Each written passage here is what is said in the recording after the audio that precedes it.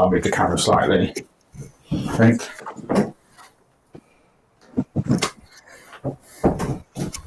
There we go, a bit more central now. Yeah. You're continuously looking at yourself, aren't you? I don't know whether to turn the screen down so that'd be alright. Well. Oh yeah, we should probably introduce the podcast. Yeah. How it works, isn't it?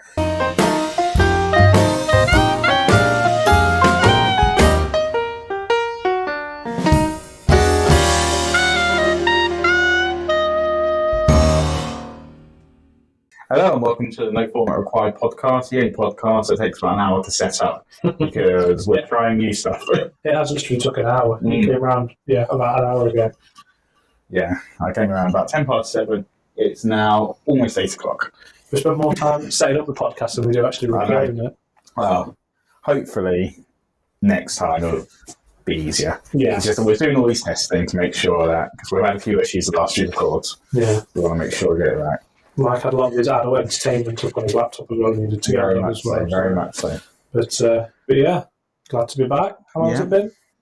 A week, How was it? maybe. I don't think we recorded that long ago. We did. It felt like a while ago. The last one we recorded was that TV show Speak Very Good. That was a multiple episode, wasn't it? Yeah. Yeah, that's probably why. And we've still got, as we're recording this, we've still got the top 5 films. No, what was it? Top 5 film recommendations, wasn't it? Yeah. So yes, that's still to come. It's not still to come. It's already been played by the time people listen to this. Yeah. Professional as always. Not really. I was on a night shift last night. How was you? Yeah, it was a very busy one. But so yeah, I was on a night shift last night, working on Monday and Tuesday, and I saw it you at the weekend, didn't I? We did, yeah. We had our annual. I say annual Eurovision Party. It only happens once a year, so of course it's going to be annual. Yeah, exactly. Yeah, it's a traditional. So we started it last year, didn't we? Yeah, so last year it was because it was in the UK for the first time in ages. It was like it was last minute we organised it, wasn't it? Mm. Like, should we just do something? Like, I'm not a big Eurovision watcher, but I think like most people in the country, most people have it on or are aware of it. Yeah. But there's some people who are like extreme fans. Mm. So we did that last year with my mother-in-law, sister-in-law, wife, and Charlie and his wife. And then I think it was a few months ago, my mother-in-law video called my wife when we was over here, and Charlie just pipes up during going, "Anne, we're having the Eurovision Party again." I don't remember that. Yeah, it was you was the one who started it, maybe. Okay. Isn't that like 90% of the time? Oh yeah, that's true. Is it a weekday or weekend? Yeah, it's Charlie drunk. Yeah.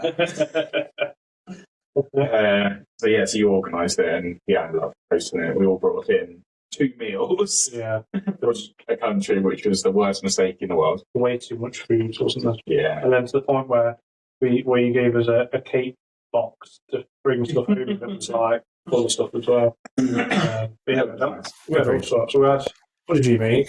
So it didn't quite work, did it? I tried to do a Swiss cheese fondue. Yeah. But it was my first time ever doing fondue. And I don't think the recipe I followed told me to put enough like liquid cream or whatever you meant to do in.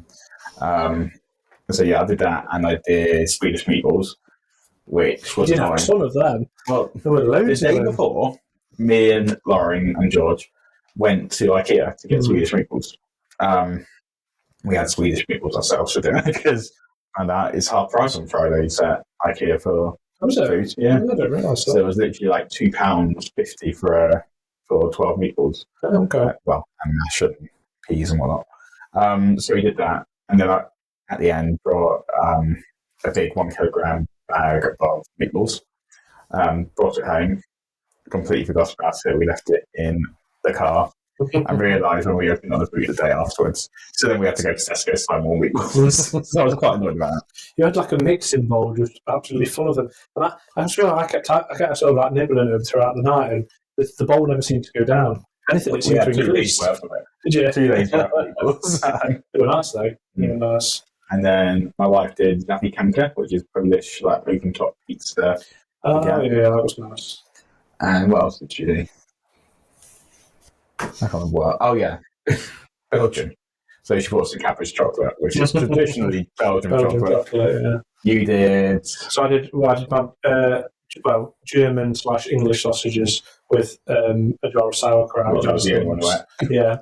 And then pizza, because I did today as well. Mm. Yeah. I was disappointed I couldn't get any actual German sausages, but I probably left it too late. I didn't know where to go to get them. So. Yeah. I got sauerkraut, that was German and the Italian stuff. So. Yeah. I ended up being ill in the build up to Eurovision, so very last minute. So I was planning on making this Norwegian bread to dip in the fondue. Oh, okay. But I just ran out of time. So, well, next year if we do it, I'm definitely going to pick Greece because I've got a mez book which has got like all the spices and things, and there's just so much like Mediterranean Greek food. Well, we'll do it again next year, but only pick one country. Yeah, that's probably a wise idea. Lauren had the best one in the UK and just did like pork pies, sausage rolls. I texted you just before, didn't I? Because I was the reason I was asking is because I was making that menu on the wall. That's why I was trying to find out what everyone was bringing. Oh, okay. So I texted you just before saying, "Is what she's making, or she's just going to pick a pack of pork pies up from the local friend." Yeah, they're from Tesco. Yeah, well, she was going to do a cheesecake, but then she'd been busy with work, so she never ran out of time. It was completely fair. But I can't remember what did she bring for her. Because she brought Danish pastries. Yeah, she did the Danish pastries. Yeah, which are very delicious. Having the day afterwards. Yeah, I prefer the custard. You know, the one you get that custard. I think they're Danish pastries. I don't think I've really had Danish pastries, but that was the first one I ran. I really enjoyed that. Yeah, we all really like. They're more of a breakfast thing though. I find like a croissant. That's something you'd really have in an evening. But, yeah. So, but the weather's been shit as well, hasn't it? We had that really nice weekend, and then it's just pissing down the rain for the past 3-4 days. I don't know whether those who are watching the video podcast can see, but no, I just had a look in. You might be able to see the drip that's like... not Charlie's head watching it. Keeps an eye every now and again, there might be a drip that comes down on him. This pub shed's like less than a year old and it's already leaking. I've only one leak, you'll be able to It's strange though, because I got a leak out. I think there's been a leak over on the other side of it because my beer mats that I've got up on the joists, one of them's like black and mouldy. Oh, really? So I thought, that's... But then I've never seen it wet, so there's another drip there. I know, I thought I just saw one as well. Oh dear. I think there were leaks. My house, when I bought it, there were leaks everywhere, and even now this pub shed, there's leaks. We've got a leak in our bath at the moment. I'm trying to work out how to fix it, whether I need a new tap or whether I'm just able to replace the seal, but I've never done anything like this before. No. I undid it all earlier today, and so basically, it was whenever we were showering, whenever Lauren was showering, we couldn't work out why. It was very odd. And then but it was coming down through our boiler, down into our kitchen. I'm like, what's going on? Slowly worked out, so I took everything apart and everything. It's because Lauren has a shower lower because she's smaller. She also has a lot longer showers than I have. I'm like in for I basically have a shower every day, but I'm in very quickly done. So what was happening is because it was lower, the water was going onto the tap, and then leaking through the seal between the tap and the bath, and then leaking down the pipes down into the boiler and stuff. Sorry, as you were saying that, I'm pretty sure I saw another well, maybe I didn't. Maybe I'm imagining. You got your parents now, everything. So I'm trying to work out whether I just need a what's it called? Just to replace the seal, or whether I need a new tap or a plumber to actually fix it. But we've got some mysterious leak from our living room. It's like on the ceiling of the living room, but above our living room is a bedroom and a radiator. And I felt all around the radiator, the things, and I've let the air bleed in it. Yeah. Checked all around, checked the carpet underneath, all bone dry. But there's this sort of like a big T-shaped leak, but it's dry now. When you touch it, it's dried. So it must have been something. My dad was saying that apparently leaks can kind of solve themselves. Because I know with pipes you get the calcium build up and it just forms like a barrier. So I'm hoping that's what's happened to it. Because unless you start ripping the carpet up, that's the only way you're going to find out. But see the shower and everything, that's not near it. But that's enough with leaks anyway. Yes. Right, I've got a question here. Okay, is it about leaks? No, it's not about leaks. We're going to move on. This is a conversation starter that honestly ripped through our lab at work. It's not the gold dress thing, is it? No. We're not going to start that one again. Yeah. Is a toastie a sandwich? I don't know. I suppose. Weigh up your arguments. On one side, it's like, I suppose you won't call toast a sandwich because it's cooked. No, of course you wouldn't. So no, I'll probably say. But you wouldn't say a slice of bread's a sandwich. No, that's true. No, I'd probably say no. It's something different. That's great because I'm very much on the side of it's a sandwich. So now we can have an argument. Okay. If you'd said it was a sandwich, then there would be nothing. Honestly, this ripped around that there was like team sandwich and team toasty. Okay. And then some random people that shouldn't be part of the conversation at all that decided to do pasty. A pasty? Because if it's toasty done right, then it's all sealed around the sides, and then it's technically a pasty. No, a pasty is pastry. as my colleague and friend Jay very rightly pointed out, he literally got so angry. He's like, no, because then it's got pastry. Then you have an argument of it being a calzone. Oh, no. That's the same. That's just a big pasty, isn't it? But yeah. No, my very much argument is it's a toasted cheese sandwich. That's like the other name for it. Just because it's warmed up doesn't mean that. Some people are saying it's become a different thing once it's heated up. But that's like saying bacon once it's cooked is a different thing. It's not. No, I see what you're saying. Yeah, I'm not going to trust either way. It caused a massive argument in our lab. Okay. Massive argument. I'm not thinking about it now. I've never really. I just call it toasty. I've never thought of what I've always called it a toasted cheese sandwich. Not really a toasted cheese sandwich. Yeah, I don't think I'd call it. I won't go. I'm going to make myself a toasty sandwich. It'd just be a toasty, if that makes sense. A toasty short for a toasted cheese sandwich, or it's just short. In my opinion. Well, yeah. Or is it just another? Well, if you won't go. I'm going to make some toasties, as in like 2 slices of toast. You just say I'm going to make toast. But then you're not putting them together, are you? Well, no. If you put them together, then it's a sandwich. What about if you were to have? Well, I suppose I know what your answer is going to be. But like when we make sausage sandwiches, Lauren has her bread toasted, so she'll obviously toast the bread and then have the sausages in the middle of it. So what would you just call that sausage? Toasted sausage sandwich. Would you call it a toasted sausage sandwich? Yeah, because the bread has been toasted. Exactly. It's still a sandwich. A sandwich is something between something else. Bread. Yeah. Well, not even. It doesn't have to even be bread. What would my argument? Well, the definition of a sandwich is something like a sandwich here at university is like you do your university degree, but in the middle you're going on placement. So it's a sandwich between 2 other things. Okay. A sandwich. But food-wise, what else would you have that wasn't a sandwich that wasn't between 2 bits of bread? In terms of bread, nothing. No. You wouldn't have anything else. But no, the terms used, I see what you're saying. I was hoping you were going to say something like weird food. Like a quesadilla, is that a sandwich? Because that's between wrap. Yeah. Wrap is bread technically. What's quesadilla in? Quesadilla, isn't it? Just like... No, as in what does actually it's a Spanish word, isn't it? So what does quesadilla mean in English? Or is it just quesadilla? It's just like... I'm trying to think of a French word that just means déjà vu. Like, there's no English word for it, is there? It's just déjà vu. Yeah. But, is there no English word for déjà vu? No, just like saying again. Yeah, there's a few words like that where it's just that there is no English version to it. That's just what it is, déjà vu. I like looking at those sort of things, like this country, like I might be making up these facts, but these are the sort of things that like some countries have words for, like that feeling that you've left your wallet at home, and they've got a word for that feeling. Oh, really? Yeah. It's really interesting when you dive into like what countries have words for certain feelings and thoughts and provokes. Well, I was having a read about different languages and things, and apparently, like, the English language is one of the most difficult ones to learn, according to this article. Apparently, how many tenses are there? How many? What? Sorry, tenses. Current. That's for 3. Yeah. Apparently, there's like 12. Is there? Yeah, I got told this from a Polish person. Oh. What in English or? Because obviously, I know you've got like there can mean a multiple. Like, yeah, it's obviously spelled differently. It means it. Then I suppose in like say, is it French where you have masculine and feminine words? Yeah, which we don't have. Well, no. Yeah, which we don't have, do we? So I'd love to speak. What language could you speak? Would you speak if you could speak another language? It's a good question.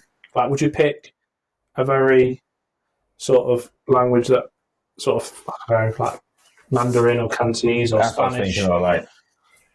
Or potentially like Korean, because I've been enjoying a few Korean shows lately, but I thought obviously subtitled or dubbed. It would be great to like be able to listen to it and understand it. That'd be a good job as a where we use translators and you ring a number up, it's just someone sat at home who speaks that language and they'll just translate for you and you can get paid. I know someone from my school ended up becoming a translator in Russian. Oh, really? Yeah, and how that goes out.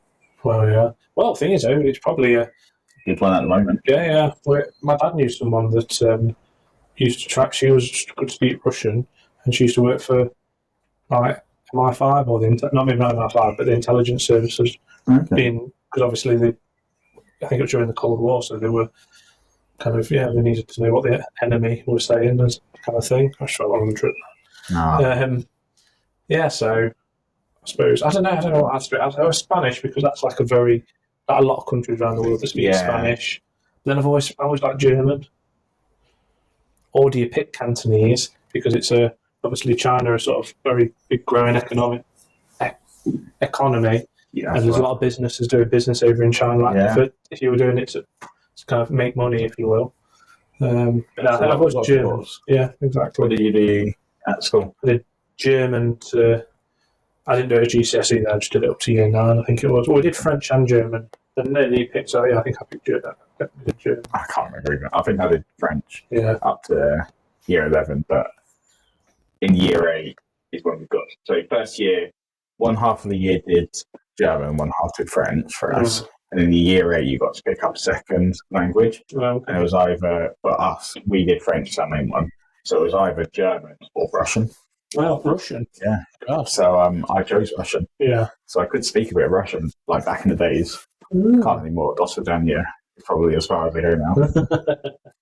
So it was very basic German. To be honest, at the time I wasn't massively interested in it, but it's like things at school. Like if you could go back, you'd put more effort. We had so our school was mixed with it's not part of it anymore, and they called it Heathlands, and it was a deaf school. Oh, okay. So they used to come into some of our classes for certain things, like woodworking and stuff like that, which it didn't matter, it wasn't localized and stuff. Some really nice. There was a really nice guy. I can't remember what his name was, unfortunately, now, but he was a student. Yeah, he was just so friendly. Like he'd go up to you and grab your tie, sort of thing, because that's where everyone had there to say that your name's into the ties. So know what your name was and stuff. He was a really nice guy, but then back then I didn't really appreciate it. No. But we had to, in year 9, I think, do sign language as a lesson. Oh, okay. And was taught by a deaf teacher. Obviously, being a kid, you just don't think about it, and we just messed around and talked because we get away with it. I think sign language, I mean, they do it in early years now, like they do, like for young kids, like thank you and, like basic sort of sign language. I think, it's really important. Yeah, I agree. I really regret my opportunity there. I think it would have been such a great life skill to have. Yeah. And especially when you're a younger age, you absorb more. Yeah. I say it's easy to pick up a language when you're younger, then I'm pretty sure I've just seen another drop. Charlie, if you're watching the recording, Charlie's. If you're listening to it, go back and watch the recording on Spotify and YouTube. For those listening, I can see it there. On YouTube. There it goes. Yeah. Oh, Charlie's literally going to be looking around the whole record. It's like a leaking ship in here. It has leaked on sort of just reminded me of some bacon flavoured fries that you gave me. So I apologise for the connection, but something like in the cinema now. Yeah. They are nice though. They are. I do like them bacon ones. They're one of my favourites. And I was debating. So expensive razzles, aren't they? Yeah. So Mike made me a bar snacks board. Board. That's probably the way to put it. So he's put 6 bulldog clips. So then I've all got, which is quite actually a really good idea. Sort of using the bulldog clips. So do you know what that's made out of? What, the wood? Well, the wood sold scaffold boards. Yeah. Which many years ago, me and Lauren brought a few of our friends home and turned it into our bed. Oh, really? And then when we wanted a new bed, we turned that bed into a bench and a footstool for the garden. Okay. Footstool broke, and that is the rest of the footstool that remained. Oh, okay. So that was our bed. Oh, Mike slept on that. Yeah. Well, it's the headboard. Was it? Well, the bar top here, that's scaffolding planks. Yeah. I don't think this is on pallet wood, but they are. I mean, the shelves that we've got in our living room are scaffolding planks. It actually looks like the colour that you've painted it looks the same as the bar. Yeah, the What's the word for it? A wood stain. Yeah, the stain. Yeah. Well, this, I mean, it was the one that worked for the bar was, I think it was what it used to actually paint the outside of the shed. So yeah, but yeah, no, it looks really good. I've been meaning for ages to get one, like the bar snack thing. But when I've looked before, like they're quite wide. Like you can buy, it wouldn't have been a proper one like that. They've just been you buy the packs already, like thing of them. They fit like 4 or 5 in the row, don't they? Yeah, it would have been. There'd been no. I mean, the interest could put it would have been. There's only 6 in the one that I made, Charlie. Yeah, which is fine. I'll replace it after some. I'm trying to think what to replace it with. Nuts. I went some more than bacon fry things, because they were really nice. Yeah, got them from Pound Stretcher. Yeah, but yeah. So that's. I mean, I was looking around before I put it up. I was umming and ahhing where to put it, but it actually fits really well in there. It's a space which you wouldn't really use. No. But, yeah. And I was then I put little bottle tops over where you can see the screws, but just to cover them. But no, I think I'll leave it as is. It's obviously all burnt in as well. Oh, is it? Is it burnt in? I said to Lauren, I was like, it looks like it's. I said, I'm not sure if it's been done in pen, but I was like, no, because it seemed like more grained into it. Yeah, a bit of hieroglyphy there for you. Oh, very good. That's something that you have to have a steady hand with to do that. Oh, it's only ages. You can't really, if you make a mistake, then it's kind of like you need to use another bit of wood, don't you? Yeah, very much. Yeah. I'll trace it out beforehand and then do it, and then I'll go over it again. Yeah. The hardest bit is when you go against the grain. Okay. Like, so doing a C is very difficult because it just once you're curving down, it just wants to go straight down. Yeah. We'll definitely put some time and effort into that, didn't you, Mike? You're welcome. Yeah, it's really good. Well, that's why it was for Charlie's birthday, which is back in August. Yeah. You should have just left it. I'd forgot, because I remember you said you were making something, but then I'd completely forgot. It's been half sanded in our garage for like the past almost year. Oh, really? Yeah. And I'm going to get so I've got a, what is that called? It's basically the bar counter that lifts up like that. Yeah. So my dad suggested get some chalkboard paint, which I was amazed at. I didn't realise. I thought you actually bought the chalkboard. It's just a paint. You just paint it on. Really good. So he said, buy some of that, paint it on that, and then I can do like what I'm going to do is put my beers on there, whatever beers I have in there. Today's special. Yeah. And then I'm going to take a note when I can be bothered to do it of all the rums and gins that we've got and make like a menu. Oh, nice. And then put like, say, I don't know, Kraken, and then just put a little bit about like the percentage, and I've copied something off the internet, put into it. Make like a gin and rum, because we've got fucking shitloads of rum and gin. Yes, you do. We do have a lot. I mean, just looking up there, there's, I can think of 1, 2, Disaronno, gin, another gin, or rum. We've got Sailor Cherries. Whitley Nil, that's a toffee vodka. Oh, is it vodka, not gin? Yeah.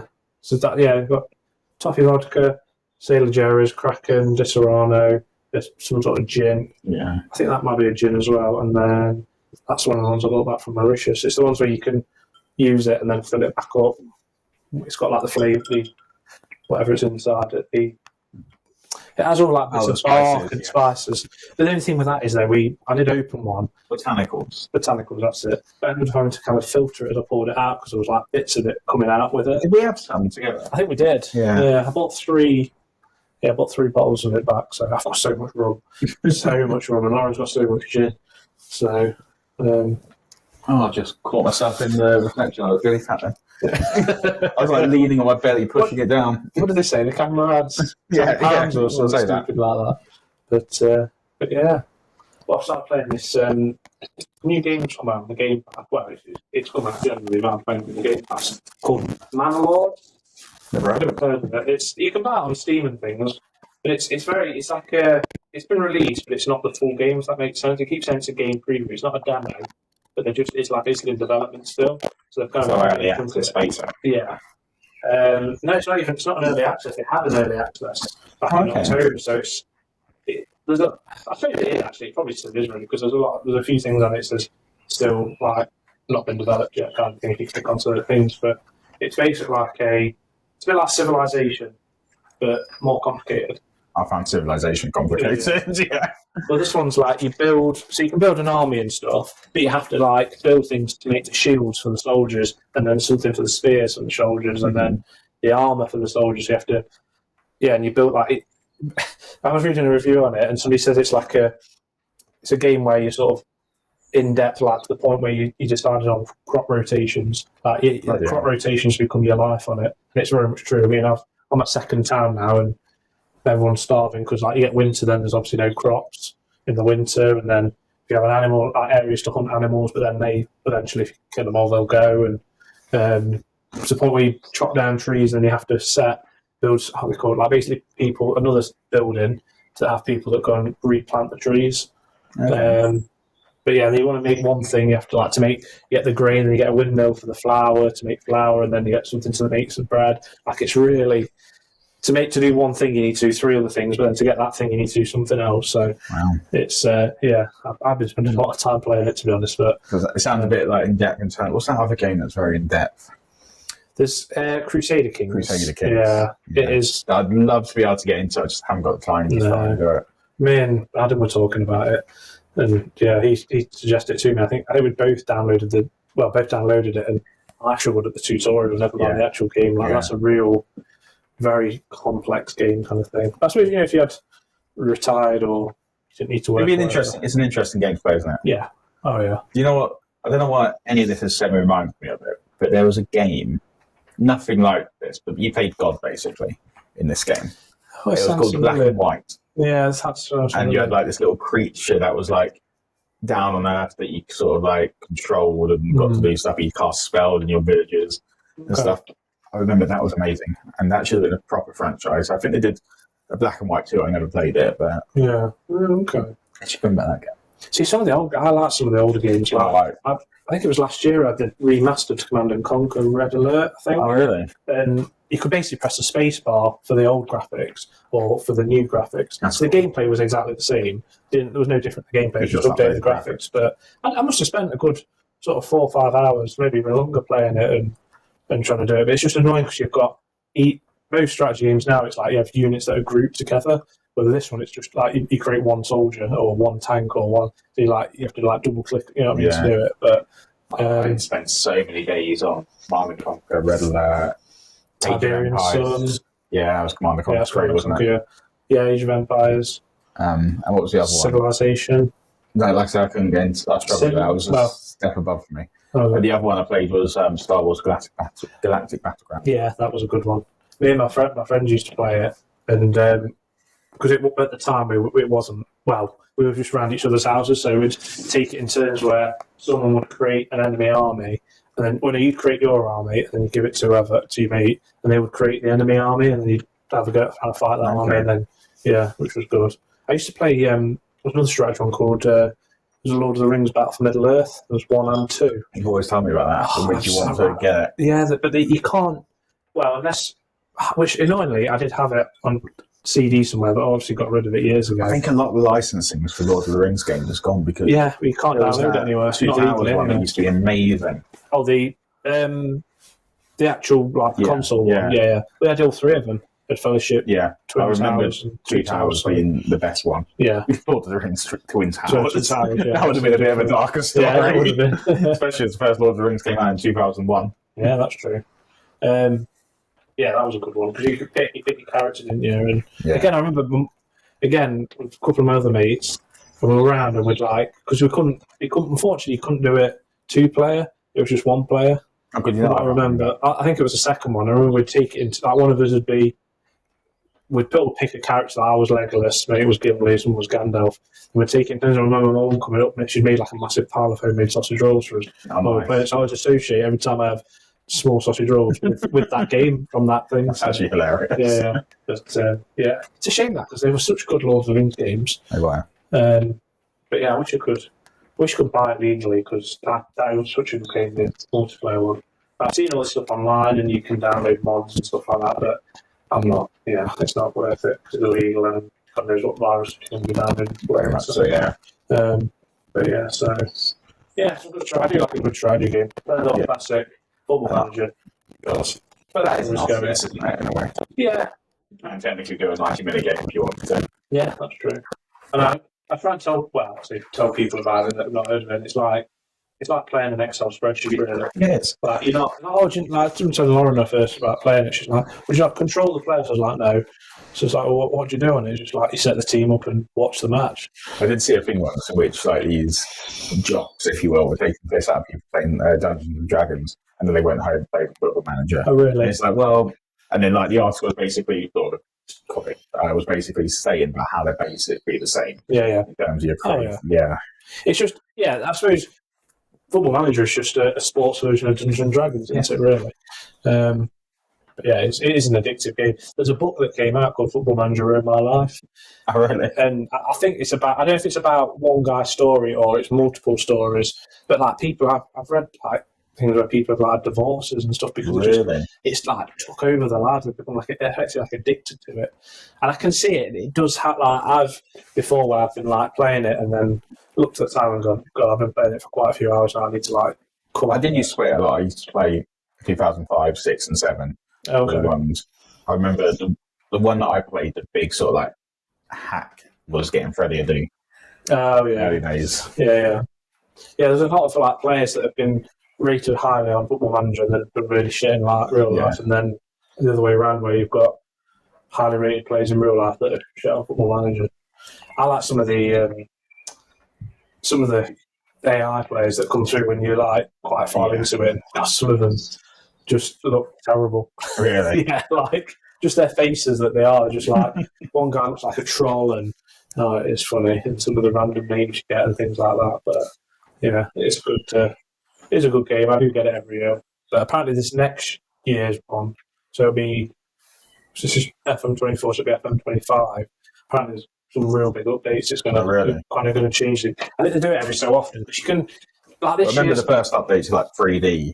And stuff that they do. That was a big one. Yeah. They are good though because they do like they do ask like if you've got any ideas to send it into Sports Interactive and they look at it. It's a game though which it's like there's a reason that it comes out every year because it is literally they just type those numbers in and update a few things, sort of thing. So it's easy enough to do it every year. Yeah. But to be honest, you could probably. I'm pretty sure like you can get all different databases. Like you can download like people have done databases from like the 90s and the 80s and stuff like that. So you could play old databases. So I mean, if you wanted to, you could keep this season's one and then just get the data. Somebody would have done database for the next year's one. But it is a good game. I remember I was playing that, and then I left an app from my phone called Football Chairman. And it's actually start with the club. You basically all you do is hire the manager, and then you're more doing the finances, like upgrading the stadium, and like basically the manager say, I want to buy this player, so you're like, I'll bid this much for him, in his contract. It's literally you play with your thumb. Like, so it's not thingy, but again, I got addicted to that. She started in like the lower. You're an addictive personality, Charlie. I think I do. Well, there's one point I remember I had Football Manager on my laptop, and while there was loading or it was in a game, I'd be then getting my phone out and playing Football Chairman, like, and to the point where I was just depleting my battery on my phone. Wow! And I managed to get the team. I can't remember what the team was called now. I remember they played at the Hostopia Arena, and then you start off from like I think it's like sort of Sunday League level kind of thing, and then I managed to like get them up to the Premier League. How many hours I must have spent like because obviously you can do a season quite quick because you just keep pressing or whatever. But then if you go too, eventually you end up getting like into debt, and then I was doing these things where if you watch a video you get 20 grand of in-game money and stuff like that, and I was just doing that just to keep it. I was like, okay, I need to come off this now. I do. Some games have an addictive. I got addicted to that F1 manager for a while. See, I've not tried that. I didn't mind that one. But then I lost my save, so I was annoyed. Oh, really? I don't think I know enough about F1 to do that. Okay. But you've got to tell your like racers when to use the DRS, when to come in. Oh, really? Yes. Because I think it's the same people that make Football Manager. That's right. I think. I'm not 100%. It is good. I did enjoy it. I might try it because it's on the Game Pass, but then that's something else that I'll come addicted to. Yeah, so much. What did you think of those videos I sent you the other day on that show called Game Changer? In which, what was the clips I sent you about? They were, I've got my phone. I can't remember what the clips were now. No, not some. I remember you sending me clips. Yeah. I can't remember the musical, or the build up to the musical was one of them. Okay. So in which So in Game Changer, one of the games they played is called Make Some Noise. It's got a spin-off from the Game Changer game. But for the listeners, Game Changer is this amazing show that I've discovered on this channel called Dropout TV. There's 6 free episodes on YouTube that you can play, otherwise you've got to do a subscription. But each episode is a different game. So it might be like they're locked in, suddenly like they're in the green room, like preparing for the episode, but actually secretly they've been locked in there, they've got to escape the green room. Or Make Some Noise, which is basically whose line is it anyway? They're given a prompt, but they don't know what the rules of the game are. They've got to figure it out as it goes on. So Make Some Noise literally appeared on the prompt was cow, and like COW, and then moved on to the next player to even getting points cow, and then the next player just went moo, and then they got a point, so they realised they've got to do it. But the prompts obviously got a lot more extreme. Yeah. But a really, really funny one is someone had to do an impersonation of an Australian German teacher. Okay. So he's basically doing a German accent, or speaking German and Australian accent. It was really funny how they did it. Okay. But yeah, the show's really funny. Yeah. I recommend it for everyone. Yeah, it's the college thing. Yeah, College Humour. Yeah. Well, it spun off from College Humour. Yeah. Because I think College Humour lost all their money, but this guy called Sam Wright, who was part of College Humour, he basically brought it because he's got lots of money, I think, from his dad's like a politician. Okay. So in America, so he ended up buying it and calling it Dropout TV. Oh, okay. But yeah, really good. I'm watching a show on it at the moment to bring us full circle to finish the episode, maybe. Watching a show on it called Total Forgiveness. And basically, so two people, Ali and Grant, they go in Sam Wright's office with the camera crew, being like, we've got an idea for a show, we want to pitch it. Like, Sam had no idea what was going on. He was like, I'll let you do one episode, see how it goes, sort of thing. And basically, their idea is they want to sort of bring awareness about student debt in America.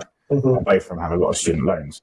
So the idea was there's going to, the company, Dropout, was going to give them money. So I think they ended up, it's £70,000 split between the two of them. So the first challenge might be worth $500, next one $1,000, and slowly builds up and builds up. And they set each other a challenge that they have to do, and if the person doesn't do it, then they get the money. Okay. So that's the concept of the idea. So the first episode, I can't remember what they did now. But like one of them, I think, in the second episode, Ali Beardsley has to dye their hair green and get a fake tan orange. They look like an Oompa Loompa, and then they have to go and change their passport photo or driver's license, and then the other person had to wear a shot colour. Oh God! Yeah, like the dogs. Yeah, like the dogs. And he got 3 chances if he set it off 3 times, and he didn't win the money. He set it off once, but he wouldn't do it. He would refuse to talk, so they put him in a room with a bee for 15 minutes, and he's got a massive phobia of bees. So it's ridiculous. But the way to bring it full circle was the latest episode I was watching. Ali Beardsley is locked in a coffin for a whole working day. Yeah. And Grant's, a coffin? Yeah, and Grant's tormenting them. Yeah. Grant's tormenting them in it. And one of the things he does to torment it is he says, the definition of a sandwich is... I was like, it's just like irony. I'm literally, the other day we was talking, I was at work, and now I'm watching a show in which they're talking about the definition of a sandwich. Yeah. God, that sounds horrendous being locked in a coffin. I assume there's like a little camera in there so you can... Yeah, there's a little camera so you can see what they were up to. What did they do toilet for a whole day? It was 8 hours a working day. Yeah, still, sure, maybe they let him out. It was filmed. You don't know what goes on. It's not filming.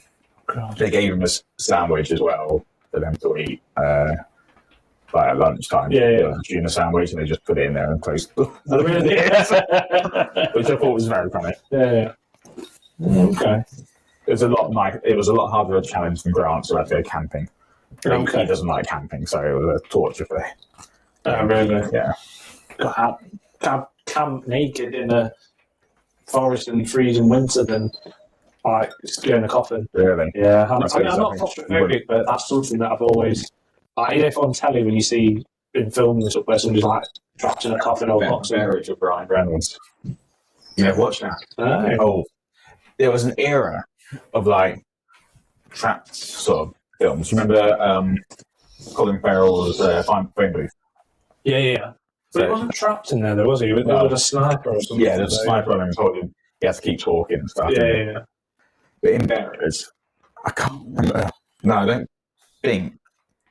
I can't remember. It's been years since I watched it. Absolutely years. But Ryan Reynolds is basically in a coffin. Mm. He doesn't know he's been buried alive. And he's just on the phone to someone. I can't remember who the big actor is, like, trying to get them to come find him and everything. Oh, okay. Like, they think, spoiler alert, for the end, thinks he's found him, digs it up, it's not the right person. And he just cuts to, it was like, coffin, like, being buried sort of thing. Okay. Yeah. Oh. Was it a serious one or comedy? It's a serious. Oh, was it? Oh, okay. Yeah, back in the serious era. Oh, okay. It's a very good film, though. Yeah. But not good if you don't enjoy the idea of being buried alive.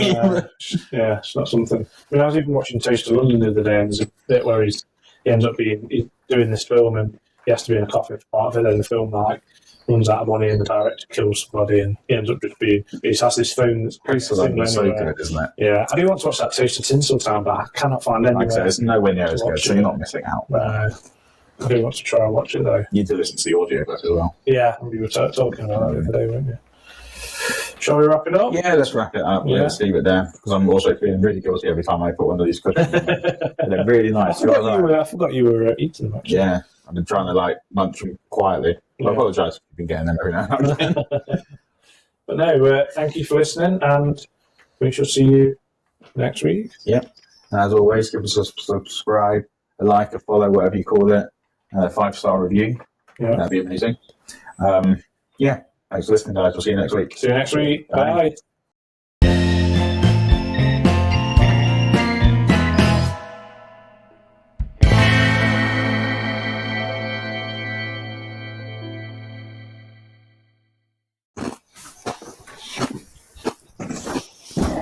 Walk to the camera.